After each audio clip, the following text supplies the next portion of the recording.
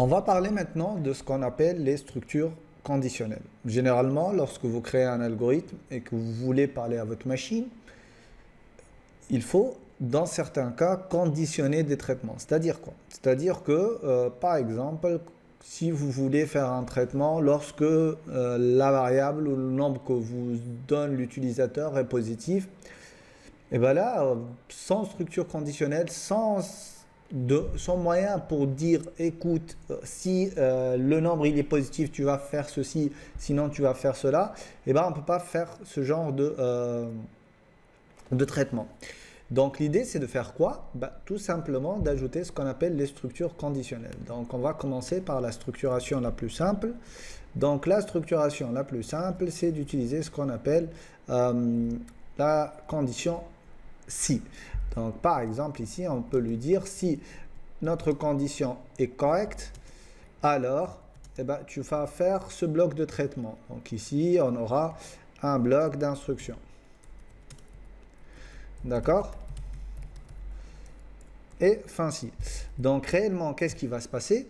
Tout ce qui se trouve entre le si et le fin si, il ne va être exécuté que si votre condition est correcte. C'est-à-dire que cette partie-là, elle va être toujours évaluée. Donc on va essayer de vérifier si cette partie-là, elle est true pour dire correct ou bien false pour dire que ça ne marche pas. Si c'est true, si elle est valide, alors elle va être exécutée. Toute cette partie-là à l'intérieur va être exécutée, sinon rien ne va être exécuté. Prenons un exemple tout simple. Si l'utilisateur il nous donne un chiffre qui est multiple de 2, on va le lui dire, sinon on va l'ignorer tout simplement. Donc pour faire ça, on peut venir ici lui dire, écrire, donner un entier positif. Alors on va prendre juste un entier positif. Notre condition, on ne peut la faire que si on a l'entier, donc on va lire cet entier-là. Donc lire notre entier MB pour dire un nombre. Et là, si notre nombre est positif, alors on va lui dire notre bloc d'instruction, ça va être juste un écrire donc MB est positif. D'accord? Et fin si. Et donc ici, on aurait pu compléter notre algorithme en disant, voilà, tiens, j'ai un algorithme qui va s'appeler positif. Voilà, ça n'a pas beaucoup de sens, mais c'est pas grave. Après, on a notre variable, ça va être MB qui va être ici de type entier ou bien float réel. Là, ça ne changera rien. On aura notre début et on aura la partie fin. D'accord? Voilà. Maintenant, si on veut aller un peu plus dans les détails et lui dire, si c'est positif, je vais te dire que c'est positif. Si c'est pas le cas, on va dire que c'est négatif. Donc, au lieu d'avoir un fin si, on aurait pu nous dire, tiens, on va faire la même chose, mais en changeant juste le signe, en disant juste que si le MB est négatif, alors on va lui dire que MB il est négatif. Tout simplement. D'accord? Le problème avec cette vision-là, cette façon de faire, c'est que en fait, on va faire deux tests qui sont dépendants, corrélés, quel que soit le cas. Donc, même si on sait que le MB il est positif, on va revérifier qu'il n'est pas négatif. Or, ça n'a pas de sens parce qu'il y a une corrélation entre cette condition-là et celle-là. Donc, au lieu de faire ça, qu'est-ce qu'on aura à faire? Ici, il nous suffit de faire quoi? De lui dire, sinon, tout simplement. Donc, sinon, si ton entier il est positif, alors tu vas faire ça. Sinon, tu vas faire ça. Tu vas dire que c'est négatif. D'accord? Maintenant, supposons qu'on soit dans une troisième catégorie, là où on a par exemple, au lieu d'avoir un algorithme positif, on peut avoir un algorithme résultat. Tout simplement, selon la moyenne de l'étudiant, on va lui donner son résultat. Donc, on va essayer de lui dire, est-ce que tu vas réussir ton année ou pas? D'accord? Et donc là, on va lui dire, donner une note. Ok, on va lire la note. Et là, on aura plusieurs cas. Déjà, si la note est négative, est inférieure à 0, alors on va lui dire quoi? Ta note est négative.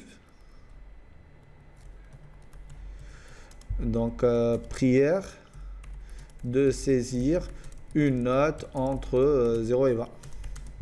D'accord? Sinon, si on veut mettre juste sinon, ici on va lui dire c'est les notes entre 0 et plus l'infini. Or, c'est pas ce qu'on veut. Nous, on veut, sinon si, il y a une autre condition, mais on est toujours dans le même bloc, on est toujours dans cette situation-là où on veut aller chercher la condition et l'état de notre note. Donc ici, on va lui dire sinon si quoi?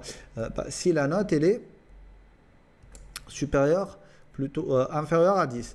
Et donc là, on est sûr d'être où? On est sûr d'être dans l'intervalle 0, ouvert, plutôt fermé, parce qu'on a une note qui est automatiquement supérieure à 0 si on passe ici, et elle est inférieure à 10. En fait, ici, c'est comme si nous avons écrit si note supérieure ou égale à 0 et note inférieure ou égale à inférieure strictement à 10. D'accord? Et c'est réellement la condition dont on a besoin pour lui dire que on est désolé, tu dois refaire l'année. Donc on va lui dire désolé, tu dois refaire l'année. Ok? Ça c'est une autre condition. Sauf que ça ne se termine pas là. Et là on est encore dans notre sinon si. Si quoi ici? Sinon si la note elle est supérieure à, plutôt inférieure à 20 ou égale à 20. Là, on va lui dire, bravo, tu as réussi. Donc ici, ça va être un petit bravo, tu as réussi. Ok? On peut s'arrêter là, mais on peut aussi lui dire, sinon, et lorsqu'on dit ici sinon, c'est-à-dire quoi? C'est-à-dire que c'est ni ça, la note n'est pas inférieure à 0, elle n'est pas inférieure à 10 et elle n'est pas inférieure ou égale à 20. Donc automatiquement, elle est supérieure à 20. Là, on va lui dire la même chose, sauf que ici, on va lui dire note est supérieure à 20. Prière de saisir une note entre 0 et 20. Et là, on a l'ensemble des cas qu'on a soulevés. Donc, on a vu comment on pouvait faire une petite condition avec les instructions si, sinon, si et sinon. Et ça nous permet de faire toutes les conditions que vous voulez. Donc, pour traduire tout ça en algorithme en C, c'est tout simple. On va créer un petit programme qui va reprendre tout ça. D'accord? Donc, l'équivalent du si en C, c'est if, c'est la traduction exacte en anglais. Et l'équivalent du sinon, c'est else. Et l'équivalent du sinon si, c'est else if. C'est tout ce que vous avez à savoir. Donc, il suffit d'avoir le bon raisonnement pour pouvoir créer des trucs de ce genre-là. Donc, ça va être un include stdio.h comme d'habitude parce qu'on a besoin de lire et d'écrire ici. On a notre petit int main, notre programme principal. Non, c'est une fonction principale, une parabole de langage, on peut dire programme principal. Et là, on va déclarer une variable int note. D'accord? On va avoir notre bonne pratique, initialiser notre note. Ensuite, on va traduire cette partie-là. Donc, on va prendre tout ça. On va le traduire. Donc, ici, on a ça. On va laisser la place pour la traduction et ça. Donc, ici, on va faire un petit printf. Donner une note. Ok, très bien. Deux points, point virgule. N'oubliez pas. Ensuite, on a notre petit scanf. Et là, on va lui dire, tu vas nous lire un entier que tu vas stocker dans la variable avec l'adresse, donc note. Et là, on va faire nos tests. Donc, je vais prendre exactement les mêmes pour juste vous montrer que exactement on a ça. C'est que c'est une traduction exacte. Donc, juste une seconde. Là, pour avoir une bonne indentation et que notre code soit clair et lisible pour les personnes qui vont lire ce code-là. D'accord, très bien. Donc, l'équivalent du si, on a dit que c'était un if. On n'a pas de alors. Donc, généralement, en fait, par défaut, un bloc, c'est une accolade ouvrante et une accolade fermante. Par contre, ici, on n'est pas obligé de le faire, mais on va le faire pour avoir de bonnes pratiques. Si vous avez une seule instruction, et ben automatiquement, vous pouvez enlever ces blocs-là. Mais nous, on veut que ça soit hyper clair, donc on va faire ça. À la place de écrire ces printf, ici, on a besoin de notre note. On doit faire un petit %d et négatif près de là, voilà. Et là, ça va être notre note. Voilà, très bien. Donc, sinon, si, donc ça va être else, if, tout simplement. La note est inférieure à 10. On va changer le écrire avec un petit printf. Désolé, tu dois refaire l'année. Et on est désolé pour ça. Maintenant, là, une seconde. Ah, j'ai oublié de mettre les accolades. Bon, c'est pas obligatoire, mais on s'est promis de le faire, donc on va le faire. Donc voilà, ici, à la place du sinon, ça va être, pardon, un else. Et là, if, pareil. Et donc là, on va lui dire, sinon si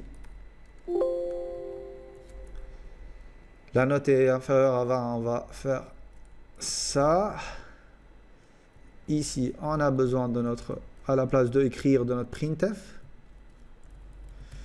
Je fais ça pour vous montrer que réellement, c'est de la traduction. Le raisonnement n'a pas changé. Même les conditions sont presque les mêmes. C'est juste la langue qui change, en fait. Là, on est en train de parler avec le langage C, avec la langue qu'il comprend. Donc, fin si, on l'enlève. Et ici, au lieu d'avoir un écrire, ça va être un printf qu'on va mettre au même niveau que les autres. Et là, au lieu de note, ça va être un %d.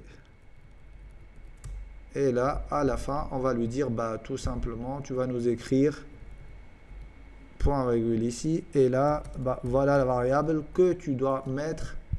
Ça, tu dois remplacer à la place de ce %d là. D'accord?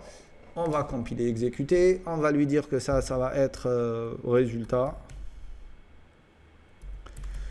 .c. Et là, il va exécuter. Si j'ai 15, c'est bon, j'ai réussi. Par contre, si j'ai -3 et négatif, prière de saisir une note entre là où il y a des accents, l'exécutable, il ne les voit pas. Donc, c'est un problème d'encodage. Donc, ne vous en préoccupez pas. Donc, 22 est supérieur à 20. Prière de saisir une note entre 0 et 20. Et ça marche. Et on est bon. Donc, voilà le code. Si on veut avoir juste un petit récap à la fin, donc pour faire une condition en si, c'est un if en C, c'est un si en algorithmique, et ça, c'est tout un bloc qui est corrélé, c'est-à-dire que dès qu'on a une condition qui est validée, on ne regarde plus le reste des conditions. Voilà.